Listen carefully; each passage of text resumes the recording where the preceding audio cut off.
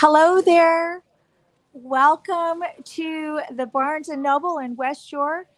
We are here to announce the release of Are You Who You Want to Be and the field guide for Are You Who You Want to Be by author Damian Gerke.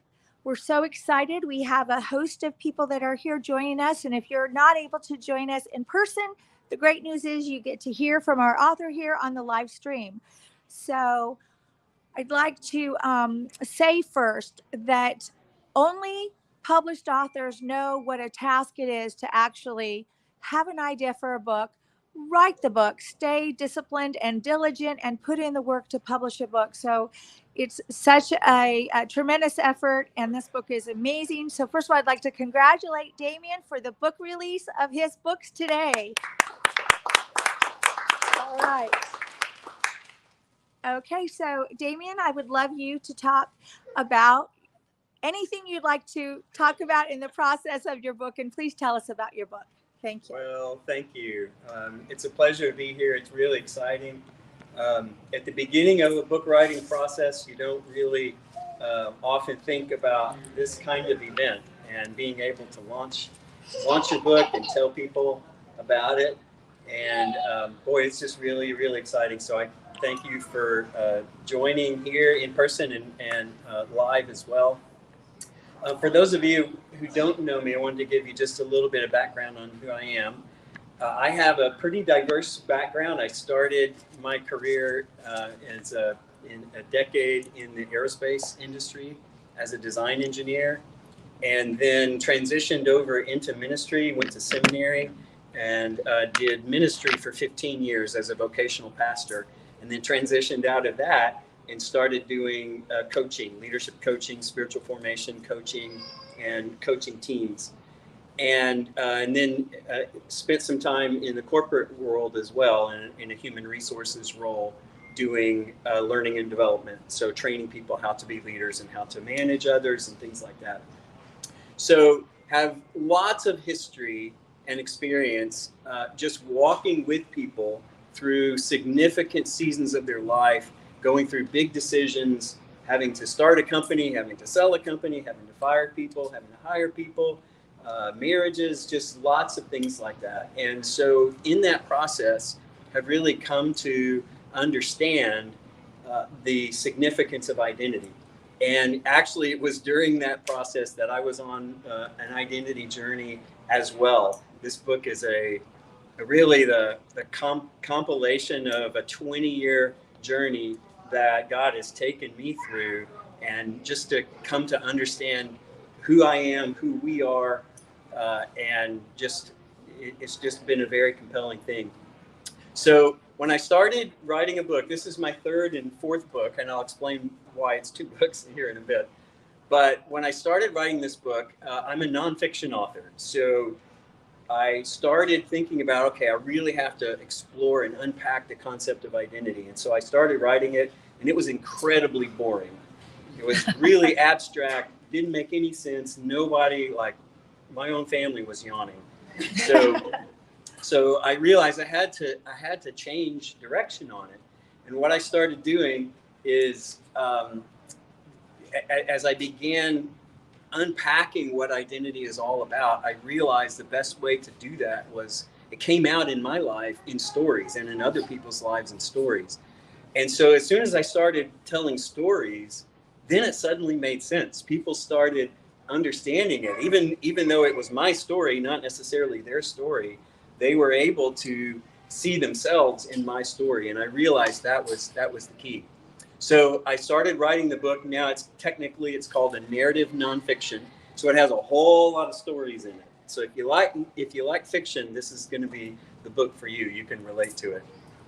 But I also, each chapter is a series of stories.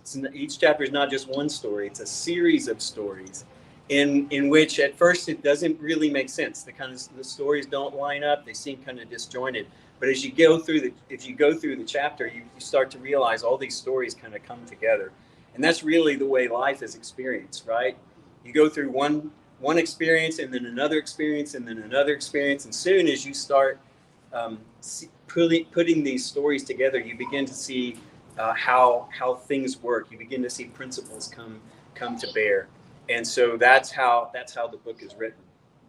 So the whole point of the book, let me just give you kind of a setup for it. I've come to the belief that we have a longing within us to know who we are. We have a longing. It's a part of the human condition that's been shared throughout time, throughout cultures, that the question of who am I, right, is the most existential question that people can have asked throughout history. And so the fact that the longing is there is evidence, in my mind, evidence that our identity can be found. And so that was really one of the drivers for me in searching for my identity. So the struggle with that is, though, that we tend to look to other people and to the world and to our circumstances to tell us who we are. And so if we end up being a success, getting a raise, getting a car, getting a girl, right, hitting a hole in one, like, we feel successful. We feel like a success. And then the flip side is also true. If we hit a double bogey, or goes into the lake, or we crash our car, or the girl leaves us, or we lose our job, suddenly now we're asking ourselves, well, man, who am I? So I want to use one of the stories. I'm looking for my son. He was supposed to be here. I don't see him. So our oldest son, Brennan, this really became clear for me do you remember how old he was, Cheryl, at the time? About 8. He was about 8. So our oldest son found a caramel apple in the back of a kitchen cabinet. Why it wasn't in the refrigerator, I'll never know.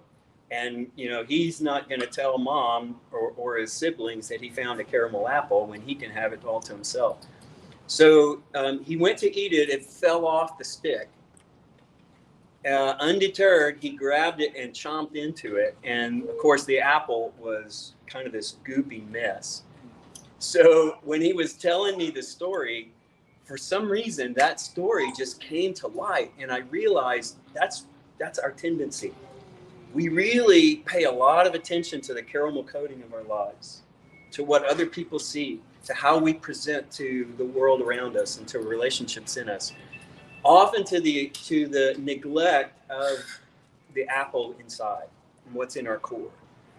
And so what I present in the book is this difference in approach. Instead of living outside in, like trying to focus on our externals first and hope that makes us whole and healthy and defines us, what I propose in the book is we flip that around and move inside out. That we work on our core, we understand who we are on the inside, and allow our identity then to inform what we do and how we do it. So the apple basically gives shape and gives definition to the caramel coating of our lives.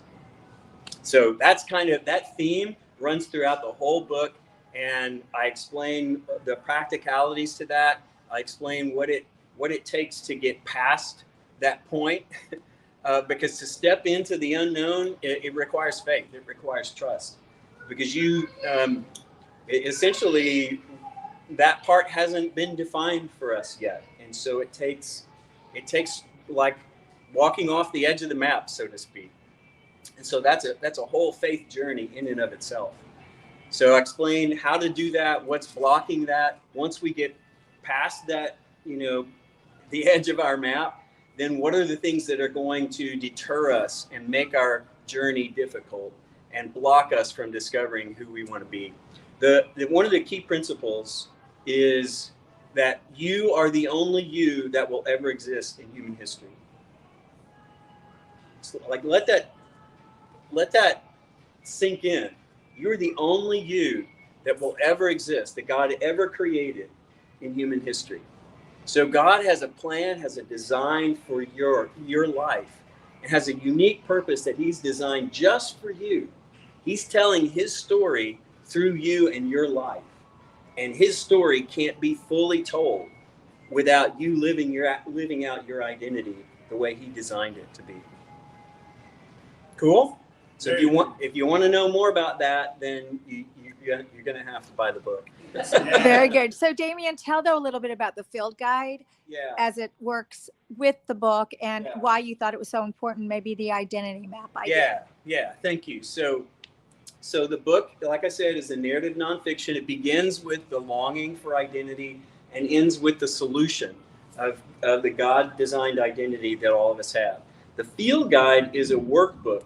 So it starts at the solution of identity and works back through the content and allows for reflection and just really putting a plan together about how you want to live out that identity. The field guide also has at the end of it a identity mapping process. It's an annual process that you can take a retreat. You can spend an hour. You can spend a whole day just thinking about over the past year, in recent months, what has my life been like in terms of my identity and how I've lived it out, and how do I want to adapt that and change that, and what do I want to focus on to be the person that God designed me to be for the next coming year. So it's designed as a year-long process. Well, we definitely congratulate you during this time that Now Publishing has had opportunity to work with you. What I've heard from people that knew you before we did is how insightful you are, how much you brought to the conversation that was inspiring and very new. And I will say that this book is a must read, where you can get this book not only in Barnes & Noble here, but it's in every format, including audio. Damian just finished his audio, so it will be on Audible and iTunes. And you can go to areyouwhoyouwanttobe.com to buy the book. And congratulations on the book release today.